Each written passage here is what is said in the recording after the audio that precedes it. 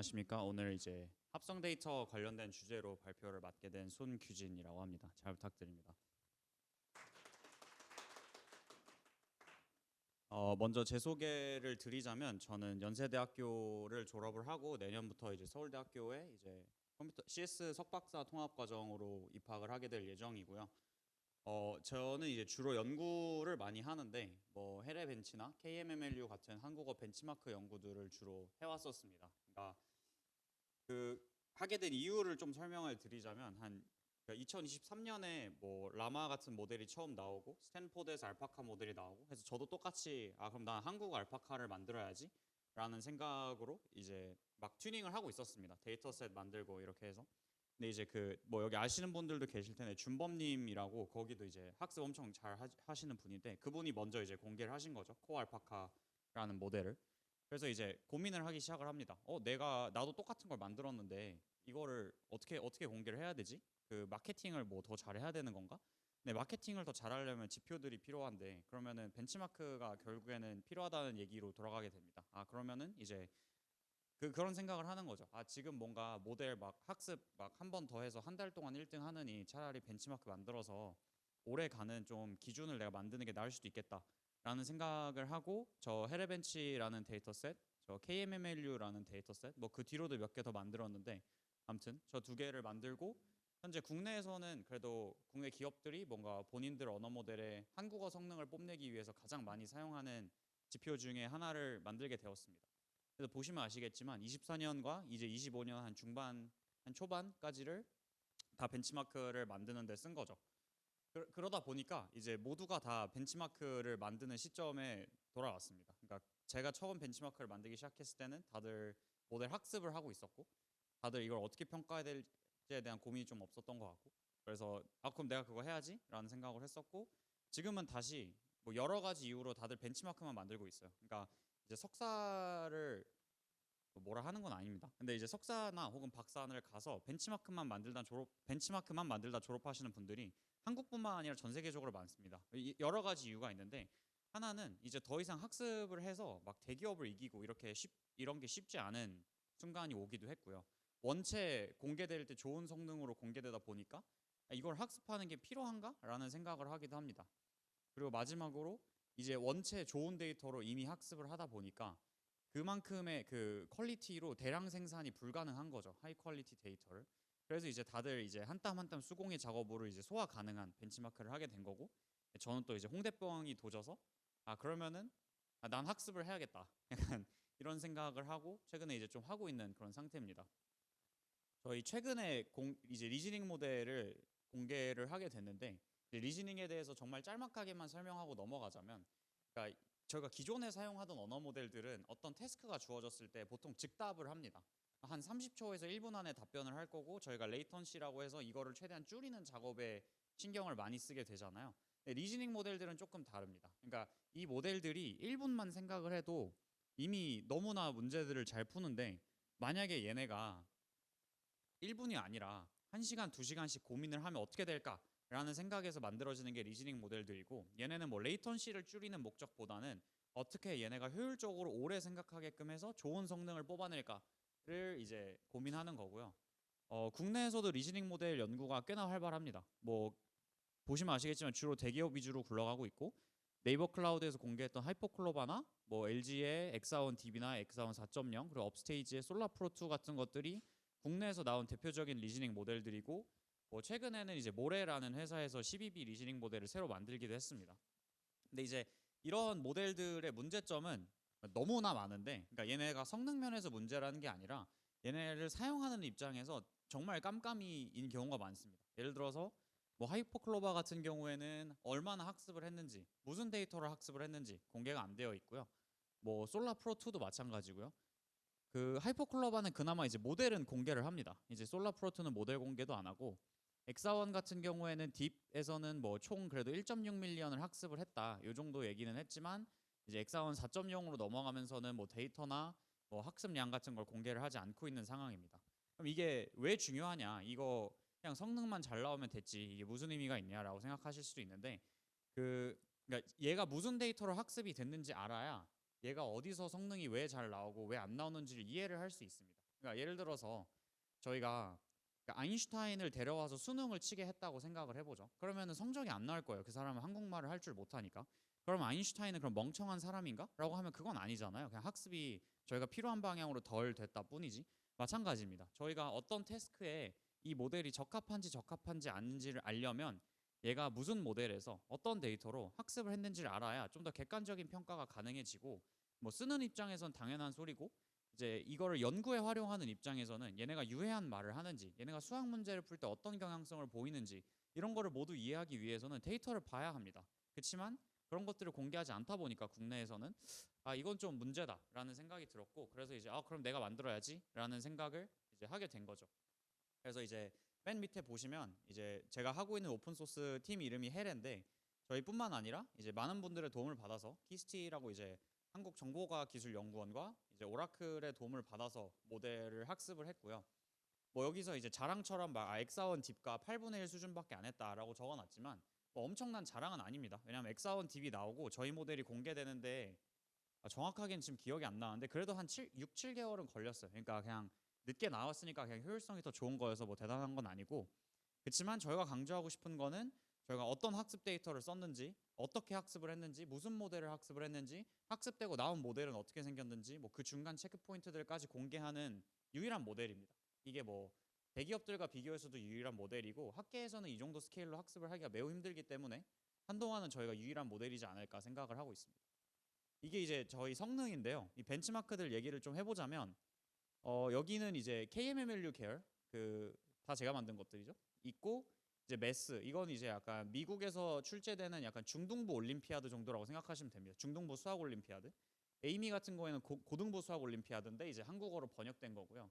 이 KSM도 제가 만든 건데 저거 같은 경우 이제 한국에서 출제되는 뭐 수능 수학에서 어려운 문제, 아니면은 뭐 KMO나 아니면 이제 KMS 같은 대학 수학 경시대 문제들을 조합해서 만든 데이터셋입니다.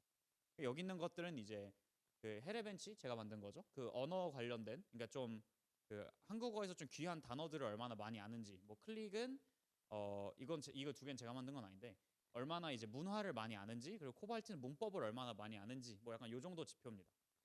그래서 이제 저희 맨 끝에 저희가 만든 코리즌이라는 모델이 있고 이제 나머지 모델들과 비교를 하는 건데, 뭐 평균적으로는 저희 모델이 성능이 제일 좋습니다. 뭐 그리고 거의 대부분의 벤치마크에서 1등 아니면 2등 하는 모습을 볼 수 있어요. 그래서 그러니까 여기서 보여드리고 싶은 결론은 막 그러니까 우리 모델이 좋다라는 얘기를 당연히 하는 말인데, 그러니까 이제 뒤에 마저 집중을 해주시면 감사하겠다 뭐 이런 얘기입니다. 그 성능이 좋으니까 사실 논문이 나왔겠죠.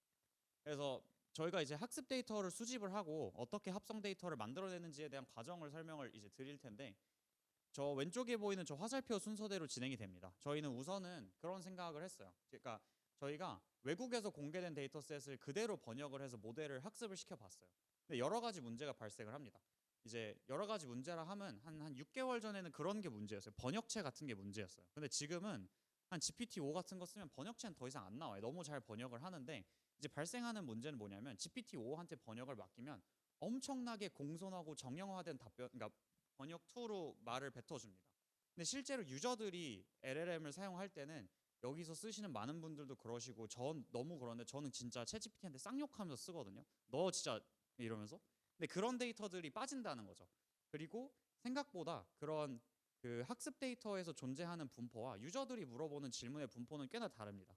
예를 들어서 제가 일하는 회사는 핀테크 회사인데 저희 이제 증권사 내부에 업무 효율화 챗봇 같은 걸 공급을 합니다. 그럼 업무 효율화 챗봇을 공급한다라고 생각을 하면 뭐 그런 걸 떠올리시잖아요. 쉽게 뭐 회의록 만들겠지, 뭐 요약하겠지, 뭐 저희 그런 거 다 하거든요. 근데 실제로 막 로그를 뽑아 보면 제일 많이 묻는 게 점심 메뉴 추천해줘, 아니면은 막 나 오늘 뭐 콧구멍 안쪽을 눌렀더니 아픈데 이건 뭐 병원을 가봐야 되는 걸까? 막 이런 걸 물어봐요. 그럼 당연히 언어 모델이 대답을 못 합니다. 애초에 그런 거에 학습이 되지도 않았고, 그리고 그런 뭔가 비정형화된 말투에 학습이 되지 않았어요. 그래서 이제 어떻게 하면은 이런 데이터를 모을 수 있을까 해서 생각을 시작을 했고, 저희가 총 국내에서 54개 정도의 웹사이트들을 쭉 리스트업을 해서 여기를 일단 다 긁어서 이걸 데이터로 만들자라는 생각을 합니다.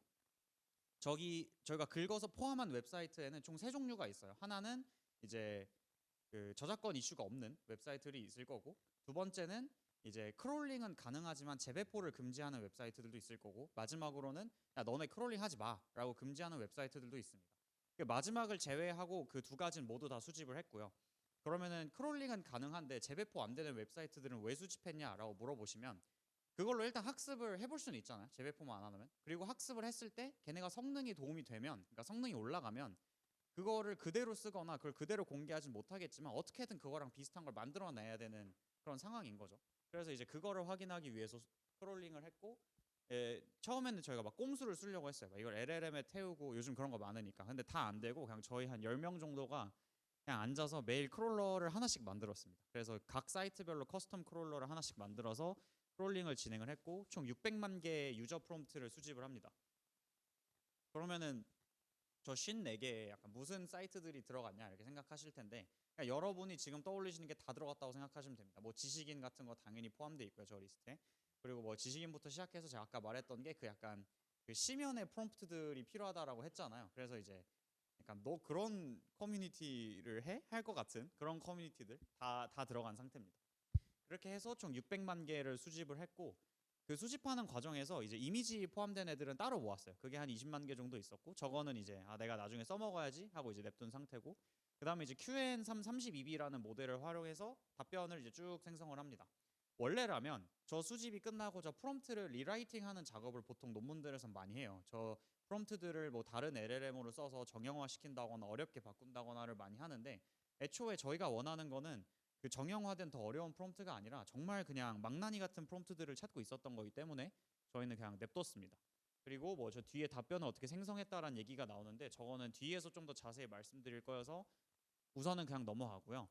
뭐 이게 이제 국내에서 공개되어 있는 데이터셋들이에요. 그래서 보시면은 저희가 만든 데이터셋 이름은 이상이라는 데이터셋인데, 인스턴스 수로 보나 혹은 토큰 수로 보나 제일 큰 규모고, 사실 저희는 학습은 이 이상 하이 퀄리티라는 조금 작은 सब셋으로 하는데, 저 풀 सब셋 같은 경우에는 저걸로 학습을 하면 사실 미니 프리트레이닝으로 봐도 될 정도의 학습량이 나옵니다. 제 기억에는 저 풀 데이터셋으로 5바퀴, 그러니까 에포크를 5번 돌리면은 한 100빌리언 토큰 정도 학습이 되거든요. 그러면은 뭐 지금에서야는 조금 작지만 뭐 한 1년 반 전만 해도 이제 컨티뉴얼 프리트레이닝이라고 부르는 규모의 데이터셋인 거죠.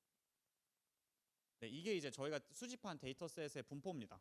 그래서 보시면은 조금 작으실 수도 있지만, 이게 처음에 저희가 수집했던 54개 사이트들이 어떤 분포였는지, 저희가 수집한 질문이 어떤 분포였는지, 그리고 답변을 달고 나서인데, 보면 이제 주황색이 엄청 오버 샘플링이 되고 있는 걸 볼 수 있는데, 이제 이 주황색이 약간 그런 사이트들입니다. 뭐 지식인 같은 뭔가 약간 일상 질문들 많이 올라오는 사이트들, 뭐 그 커뮤니티들도 다 저기 들어가고, 그러다 보니까 걔네는 워낙 질문 양이 많아서 문제가 좀 오버 샘플링된 경향이 있고요. 반대로 막 뭐가 좀 줄었지?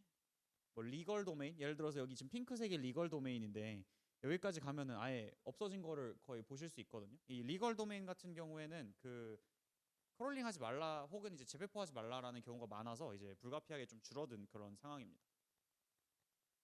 이제 그러면 저희가 데이터셋을 수집을 했어요. 근데 제가 수집한 데이터셋이 앞에서, 죄송해요, 잠깐 넘길게요. 앞에서 보셨을지 모르겠지만 3.7밀리언, 그러니까 400만 개 정도고, 쟤네 하나하나가 긴 애들은 한 16,000 토큰까지 갑니다. 그러니까 학습을 저거를 다 시킬 수는 없어요. 시간적으로도 불가능하고. 그래서 이걸 이제 다운 샘플링을 해야 되는 거죠.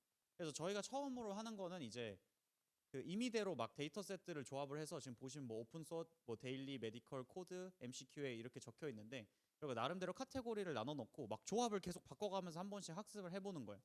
이 여기 있는 이 조합은 그러면은 어떻게 결정된 거냐라고 하면은, 그냥 첫 번째 건 그냥 제가 랜덤 샘플링해서 그냥 아무거나 넣었습니다. 그래서 우선 감을 잡아봐야 될 것 같아서 그렇게 했고요.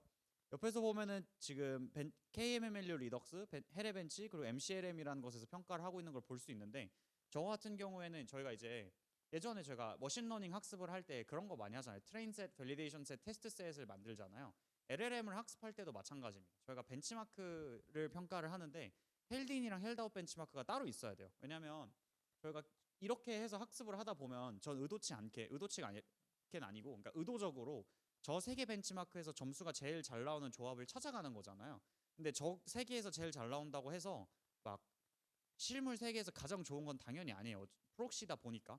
그래서 벤치마크를 조금 남겨놔야 됩니다. 그 학습 도중에 저는 제가 안 보는 벤치마크들을 남겨놓고 그 이걸 다 결정한 다음에 거기서 한번 딱 평가를 해서 거기서도 성능이 올라가는지를 확인을 해야 되는 거죠. 아무튼 여기서 이렇게 막 그 조합을 바꿔가면서 평가를 해보고요. 인사이트들을 조금 얘기를 하자면 우선은 이게 가장 눈에 띄는데 여기 보시면은 이게 둘 다 13만 개를 학습을 하는데 이 MCQA가 빠지는 순간 성능이 좀 떨어집니다. 보면은 KMMLU 8점 떨어지고 테레벤치 2점 떨어지고 막 이러잖아요. 그러니까 이제 이거 MCQA는 무조건 넣어야겠다라는 생각을 한 거고 그래서 이제 그 다음부터는 2,799개가 고정으로 계속 들어가는 거고요. 그 다음에는 저기 그러니까 3.0.1이랑 3.0.2를 비교를 해보면 저 MCLM 스코어가 많이 올라갔는데 나머지는 다 똑같고 그럼 뭐가 달라졌냐를 생각을 해보면 이 오픈소스라는 데이터셋이 늘어났거든요. 그러니까 오픈소스를 늘리고 MCQA가 최소한으로는 꼭 있어야겠구나. 약간 이 정도를 파악을 하고 가는 것 같고요. 그 다음에서도 똑같은 걸 보는데 이 3.0.3과 3.0.4를 보면은 둘 다 5만 개고 얘는 이제 오픈 소스에다가 다 넣고 얘는 이제 데일리 데이터랑 이제 섞은 건데 보면은 이제 성능이 밑에 게 훨씬 높죠. 그러니까 이제 여기서는 그럼 데일리 데이터가 도움이 안 된다거나 혹은 오픈 소스 데이터는 무조건 많아야 되는구나라고 생각을 하고 이제 조금씩 이제 늘려보는 그런 과정 중에 있는 겁니다. 그래서 결국엔 오픈 소스를 37,000까지 늘렸는데 뭐 성능이 다시 떨어져서 보니까 그러면은 뭐 이 코딩 데이터나 이런 게 약간 중요한가 보구나. 약간 이렇게 약간 계속 생각을 하면서 진행을 한 거고요. 느껴지시겠지만 여기선 조금 마구잡이로 진행을 했습니다. 저도 잘 모르겠었어서 아무튼 근데 이제 여기서 중요한 거는 저희가 처음에는 13만 개를 5대 포크를 돌렸는데 이제 마지막으로 갈수록 5만 개를 5대 포크 돌리면서 성능이 비슷하게 나오는 거를 확인한 상태고 여기서 그럼 5만 개가 짱이다라는 얘기를 하려는 게 아니라 이 전체 섭셋을 확실히 다운 샘플링을 하긴 해야겠구나. 약간 요 정도의 결론이라고 생각을 하시면 됩니다. 그 다음부터는 이대로는 안 되겠다. 조금 더 체계적으로 해볼까? 라는 생각으로 이제 모든 데이터셋을 한 번씩 다 학습을 해보는 거죠. 나머지는 다 빼고 오픈소스만 5만 개, 웹데일리만 5만 개, 메디컬만 5만 개 막 이렇게 쭉쭉쭉 해본 거고 저희가 인터넷에서 수집한 과학 데이터셋이 5만 개가 안 되더라고요. 3만 7천 개가 있었는데 이걸 업샘플링을 할지 혹은 그대로 할지 고민하다가 그냥 그대로 진행을 했습니다. 그래서 결과를 보면은 우선은 그 성능 제일 안 나오는 게 3.1.3이거든요. 얘가 성능이 제일 안 나와요. 그래서 이제 그런 게 궁금해지는 거죠. 그럼 이 메디컬 데이터를 넣는 게 도움이 안 되는 이유가 있을 텐데 혹시 메디컬 데이터가 뭔가 성능을 보여주기에는 너무 적은 게 아닌가? 왜냐면 저희가 너무 많은 거를 메디컬이란 이름 안에 뭉뚱그려 놓은 걸 수도 있으니까. 그래서 이제 이 한번 10만 개로 늘려본 거죠. 그랬더니 뭐 성능이 별로 안 올라갑니다. 그래서 이거 그냥 빼야겠다. 약간 이 정도의 의사결정을 하게 되고요. 데일리 데이터도 마찬가지로 비슷한 이유로 빼게 됩니다.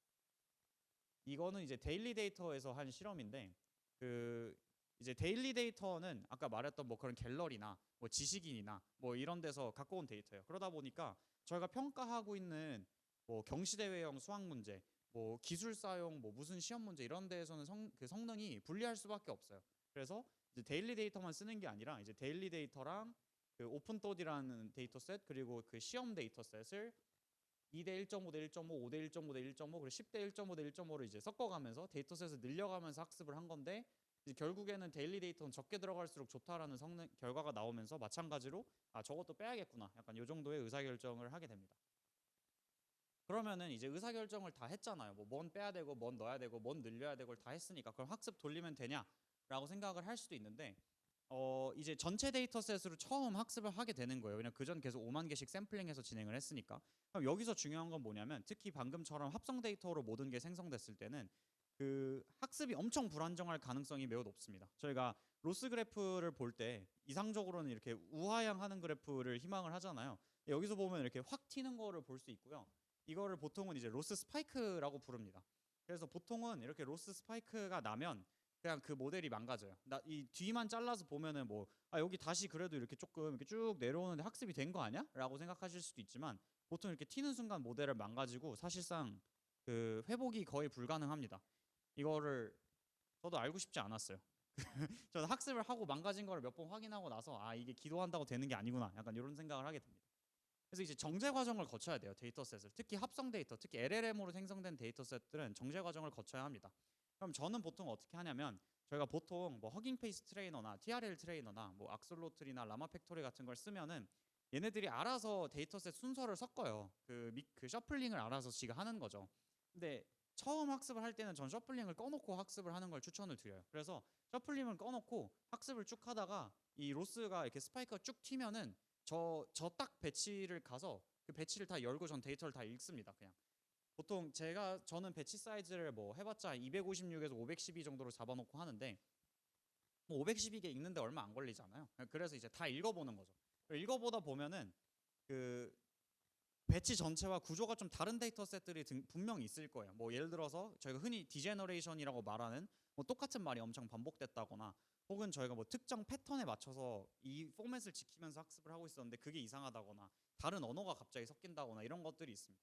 그러면 이제 그거를 이제 파이썬 코드로 필터를 만들어서 전체 데이터셋에 적용해서 지우고 다시 한번 돌려보고 전체 데이터셋에서 지우고 작업을 반복하게 됩니다. 그래서 그때까지는 이제 그 셔플링을 켜놓으면 안 되는 거죠. 왜냐면 셔플링을 켜놓으면 찾을 수가 없어요. 그 데이터셋을 뭐가 문제인지. 그래서 이제 이런 과정을 반복을 하게 되고 그럼 보통 이제 로스가 이렇게 잘 떨어지게 됩니다. 이제 잘 떨어졌다의 기준에 대해서도 좀 얘기를 해볼 건데 우선은 이렇게 계단식으로 뚝뚝뚝 떨어지는데 저도 이거를 이유를 찾으려고 했는데 잘 모르겠어요. 근데 이거는 성능에 지장이 없더라고요. 근데 그나마 저희가 생각하고 있는 이유는 뭔가 약간 러닝 레이시나 약간 이게 설정이 잘못돼 갖고 지금 보시면 에포크가 딱 끝날 때마다 뚝 떨어지는 걸 보고 있는데 그러니까 그 전 데이터를 그냥 외워서 떨어지는 건가? 라는 생각을 조금 하고 있고요. 보면은 이제 여기 이렇게 약간 이렇게 삐죽 올라오는 거를 볼 수 있는데 그럼 이거는 로스 스파이크가 아니야? 라고 하실 수도 있겠지만 제가 생각하는 로스 스파이크의 정의는 이제 스파이크가 튄 다음에 그 본래 웨이트 그러니까 본래 수준으로 그 바로 다음 스텝에 돌아오면 괜찮은 것 같아요. 여기서 같은 경우에는 이제 비율이 달라서 그런데 지금 0에서 시작해갖고 25까지 간 거거든요, 로스가. 그 다음에 이제 7이나 8 정도에서 수렴한 거고 얘는 보시면 1에서 0.2 사이에서 이제 요만큼 튄 거라 사실상 큰 의미가 없다고 이제 본 상황이었고 학습은 잘 됐습니다. 그러면 이제 이대로 가면 끝나냐라고 하면 그건 아닙니다. 왜냐면 이제 저희가 앞에서 막 전체 데이터셋에서 학습을 몇 번 반복하고 막 이런 거를 큰 모델로 할 수는 없잖아요. 저희가 무조건 제일 작은 모델에서 시작을 할 거란 말이죠. 그러면은 작은 모델에서 큰 모델로 갈 때 저희 하이퍼 파라미터를 계속 바꿔줘야 됩니다. 똑같은 하이퍼 파라미터로 가면 학습이 제대로 안 되는데 대표적인 예시가 지금 보면은 이 갈색 선은 학습이 잘 됐어요. 저희가 원하는 그 이상적인 로스 그래프잖아요. 근데 이 살구색 선은 학습이 되다가 약간 올라가기 시작을 합니다. 이건 이제 로컬 미니마의 오버피팅이 되기 시작했다라는 소리인데 마찬가지로 그러니까 저렇게 학습이 로스가 나오고 학습이 잘 되는 경우는 없다라고 생각을 하시면 됩니다. 그러니까 로스 그래프가 똑바로 가고 성능이 안 나올 수는 있어요. 근데 로스 그래프가 이상하게 가고 성능이 잘 나오는 경우는 거의 없고요. 그러면 이제 저희가 하이퍼 파라미터 튜닝을 할 때 뭐를 신경을 써야 되냐 이런 게 이제 고민인 건데 사실 거기서부터는 이제 돈입니다. 내 교수님이 혹은 이제 우리 회사가 나의 시행착오에 얼마나 많은 돈을 투자해 줄 것인가로 결정이 되긴 하는데요. 그나마 조금 도움이 될 수 있는 얘기를 좀 드려보자면 저는 보통 하이퍼 파라미터 튜닝을 할 때 약간 노이즈의 총량을 좀 생각을 하면서 튜닝하는 편이긴 합니다. 예를 들어서 저희가 뭐 처음에 배치 사이즈를 512를 쓰다가 128로 줄였어요. 그러면은 그러니까 저희가 전체 데이터셋에서 512개씩 보여주다가 128개씩 보여주잖아요. 그러면 우연찮게 이상한 데이터들만 섞여 들어갈 확률이 조금 늘어나겠죠. 아무래도 512개만 보다가 좀 더 작은 수를 보니까. 그럼 그 말은 뭐냐면 노이즈가 커진다라는 얘기예요. 학습 과정에서.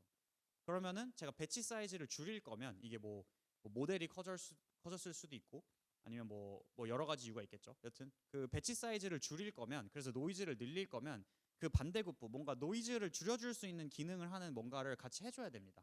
예를 들어서 대표적인 거는 러닝 레이스를 줄이는 게 될 수도 있겠죠. 그러니까 러닝 레이스를 줄여서 매번 매 스텝마다 업데이트되는 양을 줄이면 얘가 이상한 데이터를 봐도 많이 업데이트가 안 될 거 아니에요. 그러니까 그런 식으로 뭐 러닝 레이스를 같이 줄여준다거나 혹은 뭐가 있을까요? 뭐 옵티마이저를 제가 원래는 32비트 그러니까 풀 프리시전 옵티마이저를 쓰다가 이게 용량이 부족해서 한 8비트 옵티마이저 그러니까 양자화된 옵티마이저를 쓰기로 했어요. 그러니까 양자화됐다는 말은 그 백프로파게이션이 일어날 때 전체 웨이트를 보여주는 게 아니라 잘린 웨이트를 보여주고 있다는 소리잖아요. 그럼 마찬가지로 거기서는 그 노이즈가 늘어나겠죠. 그럼 방금 전처럼 뭐 러닝 레이스를 줄여줄 수도 있고 배치 사이즈를 키울 수도 있고 여튼 저 같은 경우에는 보통 그런 걸 좀 신경 쓰면서 합니다. 이 노이즈의 량을 유지해 보자 약간 이런 거에서 하고요. 뭐 더 복잡하게 가면은 뭐 모델이 커질수록 얘네가 원치 않은 게 많고 그리고 노이즈의 영향에 덜 받기 때문에 좀 더 공격적으로 업데이트를 해도 돼서 뭐 러닝 레이스를 뭐 키워도 된다 뭐 이런 얘기를 하기도 하고요. 근데 그거는 정말로 약간 얼마나 많은 모델들을 이제 망쳐봤냐로 사실 생기는 노하우인 것 같긴 합니다. 이제 성능 결과물인데 뭐 그렇게 중요하진 않아요. 성능이 잘 나왔으니까 제가 오늘 여기서 이렇게 설명을 드리고 있는 거겠지만 뭐 저희가 이제 정말 공을 많이 들인 거죠. 왜냐하면 저희가 이제 이 논문을 통해서 하고 싶은 거는 야 우리 기술력이 최고야. 야 우리가 제일 좋은 모델을 만들었어라는 얘기를 하려는 게 아니라 야 우리가 데이터를 만드는 방식이 정말 좋은 방식이고 너네는 따라해야 돼라는 얘기를 하고 싶은 거잖아요. 그래서 저희는 뭘 하냐면 이제 젠마 3 4B, QN 2.5 7B 그 이제 SKT에서 나온 모델이죠. ADAX 3.1B 이거 고니 같은 경우에는 키스티에서 나온 이제 컨티뉴얼 프리트레이닝 된 모델이고 라마 이제 카카오에서 나온 카나나 뭐 이제 좀 더 큰 젠마 모델들 좀 더 큰 SKT 모델들을 모두 학습을 해본 상태입니다. 숫자가 워낙 많아서 잘 안 보이시겠지만 지금 여기 이 빨간색이 두 개 보이시잖아요. 이 경우에만 성능이 떨어졌다는 얘기예요. 그러니까 이 총 저희가 뭐 한 열댓 개 모델을 학습을 시켰고 마찬가지로 9개 정도의 벤치마크에서 평가를 했는데 그러니까 저희가 평가한 숫자들 한 뭐 한 80개 정도 되겠죠. 중에서 성능이 떨어지는 경우는 두 개밖에 없었다. 그러니까 저희가 만든 데이터셋이 모든 모델들에서 여기 크기 3B부터 시작해갖고 35B까지 뭐 해외 모델들 젠마, 뭐 라마, QN, 국내 모델들 카나나 뭐 있죠? 에이다덱스까지 다 모두 적용이 되는 그런 좋은 데이터셋이다라는 얘기를 하려는 거고요. 그거 말고 이제 저희가 의도치 않게 조금 이제 그 낙수 효과랄까요? 그게 있어서 저희 피겨 5에 갖고 왔는데 이제 피겨 5 위에 있는 바 그래프를 보면은 이제 AIM이 그러니까 AIM이랑 GPQA라는 게 있어요. 저건 이제 영어 데이터셋들이거든요. 그래서 보시면은 학습하기 전이 핑크색 바고 학습한 후가 파란색 바인데 이제 성능이 올라가는 모습을 볼 수 있죠. 그러니까 저희 데이터셋을 학습을 했더니 한국어로만 학습을 시켰는데 영어에서도 성능이 올라가더라. 약간 이런 얘기고요. 그 다음에 밑에 있는 이 카이오나 헤레 비전 같은 경우에는 이제 아직 둘 다 공개 안 된 저희만 갖고 있는 평가 데이터셋이긴 한데 멀티모달 데이터셋들입니다. 그러니까 이미지랑 텍스트가 같이 질문에 들어가 있는 그리고 저 이제 학습하는 모델 중에 젠마 3 12B라는 모델은 원래 멀티모달이에요. 그래서 멀티모달인 모델을 갖고 와서 저희가 만든 텍스트 데이터셋으로 학습을 오래 시켰더니 멀티모달 성능도 올라가더라. 그러니까 저희가 이미지 특화 학습을 하는 건 아닌데 같이 올라가는 좀 낙수 효과가 있더라. 약간 공짜 점심이 있더라. 약간 이런 얘기를 이제 하려고 포함을 시켰습니다. 뭐 여기까지가 이제 저희가 학습 데이터를 이제 모아서 뭐 실험하는 과정이었고요. 그러면은 요즘 모두가 다 이러고 있냐라고 하면은 트렌드가 조금씩 바뀌고 있긴 합니다. 대표적인 게 이제 environment를 수집하는 경우가 많은데 제가 앞에서 말을 너무 많이 해갖고 뒤에서는 조금 빨리빨리 넘어가 보겠습니다. 다 필요 없고 이게 좀 재밌는 논문인데 이 만약에 좀 약간 제조업이나 공학 계열에서 LLM을 써보고 싶다 하면은 읽어보시는 걸 좀 추천을 드려요. 그러니까 그 딥식이 엄청 유명했잖아요. 근데 딥식이 유명했던 이유는 강화학습을 정말 영리하게 써서이거든요. 그러니까 수학을 잘하는 모델을 만들고 싶은데 이 풀이 과정을 매번 사람이 쓰거나 LLM이 생성한 걸 검토할 수는 없으니 엄청 어려운 수학 문제를 갖고 오는 거예요. 그래서 정말 한 LLM들한테 시키면 100번에 한 번 정도 맞추고 정답이 예를 들어 17만 8,192 이런 문제면 LLM이 답변을 생성했는데 답이 맞았으면 풀이 과정도 맞았을 확률이 그만큼 높은 거잖아요. 문제가 어렵다라는 뜻은. 그래서 그 딥식이 보여줬던 거는 풀이 과정을 일일이 다 우리가 검토하지 않더라도 충분히 어려운 문제를 갖고 와서 그 이제 강화 학습을 하면은 학습이 되더라라는 얘기였고요. 그럼 얘네는 뭘 한 거냐면 LLM들이 로켓을 쏘게 하고 싶은 거죠. 그래서 이제 저 테이블이 작아서 안 보이시겠지만 약간 게임 환경 같은 걸 갖고 온 거예요. 이제 그 로켓에서 조절할 수 있는 파라미터를 한 20개 정도를 정의를 해요. 뭐 노즐의 크기, 뭐 노즐의 길이, 뭐 몸통의 두께, 뭐 이런 걸 이제 다 정해놓고 시뮬레이터 안에서 그 로켓을 실제로 쏘게 하는 거죠. LLM이.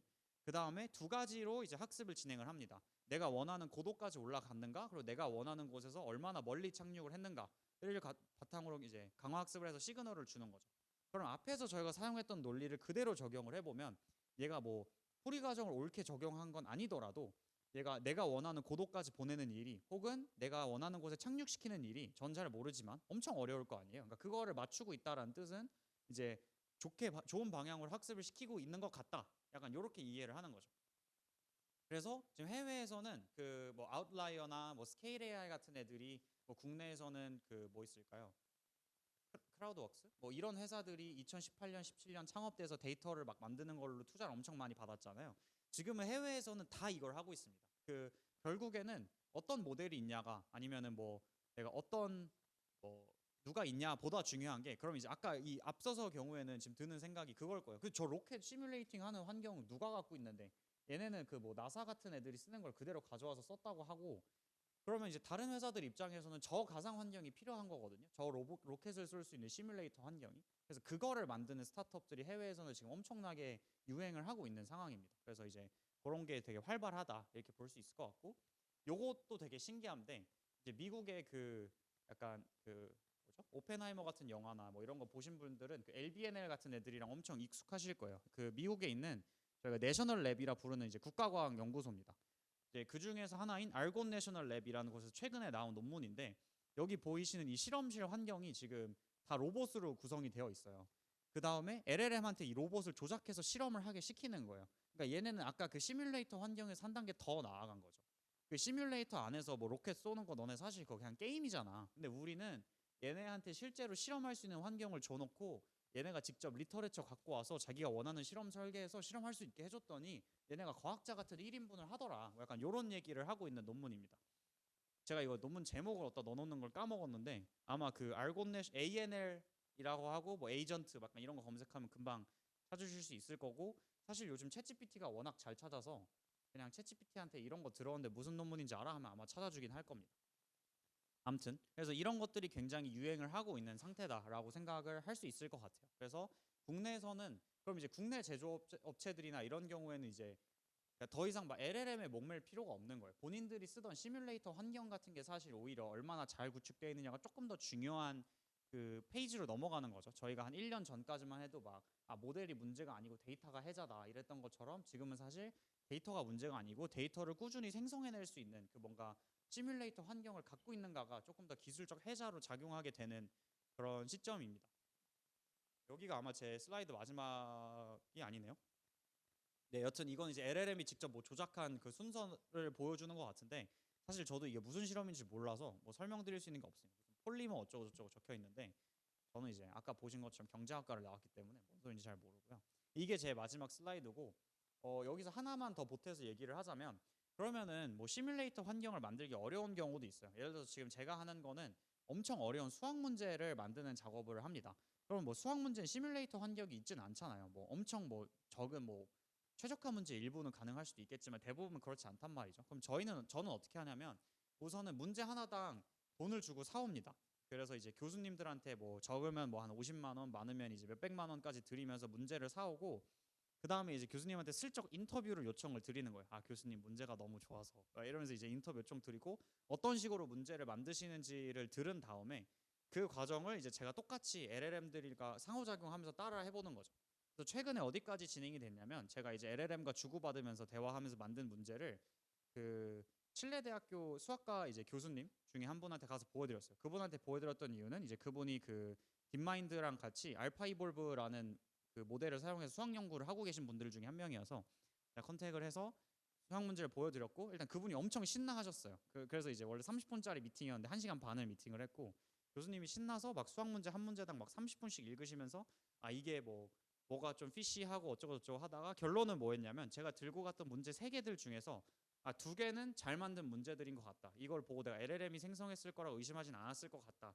그리고 마지막 하나는 조금 이상하긴 한데 그냥 약간 대학원생 정도 되는 애가 논문에 대한 정확한 이해 없이 그냥 어거지로 문제를 만든 거라고 하면 믿을 것 같다. 약간 요 정도의 결론이었어요. 그래서 그럼 이제 결론적으로 제가 확인을 한 거죠. 내가 LLM과 상호작용하면서 만든 문제들이 교수들의 성에 차는구나. 약간 요 정도를 확인을 하고, 지금은 그 파이프라인을 제가 언제까지 휴먼 인더 로브로 할 수는 없으니까 에이전트로 바꾸는 단계에 있습니다. 에이전트로 이제 갈아 끼우는 거죠. 그래서 지금은 문제 하나 만드는데 한 3, 40만 원 들더라고요. 그럼 이제 교수님한테 사오는 게 사실 나은 수준이기도 해서 어떻게 하면 이제 더 가격을 줄일 수 있을까? 뭐 그 사이사이에 원래는 다 API 쓰는데 뭐 제가 학습한 모델을 바꿔 끼고 뭐 이러면서 점점 단가를 낮춰야겠지만, 아무튼 요즘 뭐 다들 에이전트가 엄청 유행을 하고 뭐 에이전트로 서비스 쪽에서도 많이 사용이 되긴 하지만 그 에이전틱 파이프라인을 이용해서 뭐 합성 데이터를 생성하고 이런 것도 뭐 가능하다. 약간 요 정도의 얘기를 드리려고 했습니다. 그래서 오늘 크게 3가지 방법을 설명을 드린 것 같은데요. 하나는 그러니까 순서대로 하는 걸 사실 추천을 드립니다. 우선은 인터넷에 있는 데이터를 다 가져오는 것에서 시작하는 게 정석이고요. 그 다음에 인터넷에서 데이터를 다 갖고 왔다. 내가 원하는 수준의 데이터는 정말 문제당 몇십만 원, 몇백만 원씩 사와야 되는 수준이다 하는 경우에는 이제 점점 뭐 에이전틱 파이프라인이 됐던 시뮬레이터 환경이 됐던 이런 걸로 이제 관심이 이제 넘어가는 거죠. 뭐 그렇게까지 하고 오늘 뭐 마무리하도록 하겠습니다.